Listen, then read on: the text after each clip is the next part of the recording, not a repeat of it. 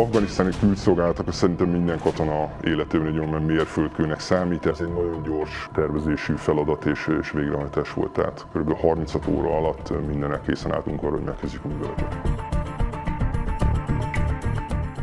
A kimenekítés során a kabuli reptéren azt kell mondjam, hogy a magyar és a nemzetközi erőknek az együttműködése az a helyzet abszurditás ellenére kimondottan pozitív volt. Az a fajta kontroll, amit gondolom a repülőtérnek az infrastruktúrára szavatolt fenntartani évekig, az megszűnt, és talán zónákra vagy szektorokra lehetett leosztani a reptérnek a belső részét, ahol kontrolláltan próbálták a már bent lévő embertömeget tartani. A kabuli reptér az egy ikonikus helyszín. Elsősorban egy megszokott érzés fogadott minket, tehát kinyílik a gépnek az ajtaja és megcsap a hőség, de arra senki nem készült fel, hogy 10 000 fölötti menekült létszám ez teljes mértékben körülbeveszi, és minden megtesz az, hogy oda be tudjon jutni. Érezhetőek voltak a hírek, hogy a koalíciós erők, az Egyesült Államok azok tervezett és relatíve gyors csapatkivonássokat készül végrehajtani Afganisztánban, de ez ennyire gyorsan valósul meg, az igazán akkor realizálódott szerintem.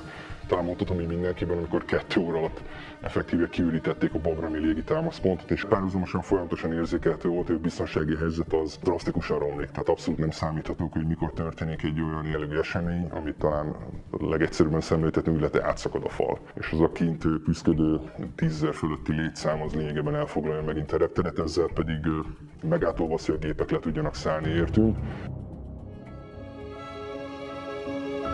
Miután napok után tudtunk találni egy apróbb helyiséget, ahol váltásos rendszerbe tudtam pihentetni az állományomat, hogy pár órát aludjanak.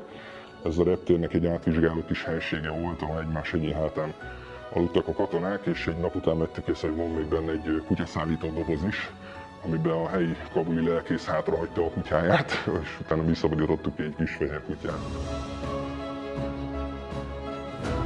A kabuli műveletnek a sikerességét talán úgy fogalmazhatnám meg a magam meglátása alapján, hogy ez egy összkormányzati siker, amiben a Magyar Honvédség, mint végrehajtó főerő tudta teljesíteni ezt a rendhagyó és rendkívül feladatot. Klisésen hangzik, hogyha azt mondom, hogy felszabadító és egy rendkívül jó érzés, az ember tényleg végre tudja hajtani a feladatát egy ilyen bizonytalan környezetben, és amiért kitűnték, azt teljesíti.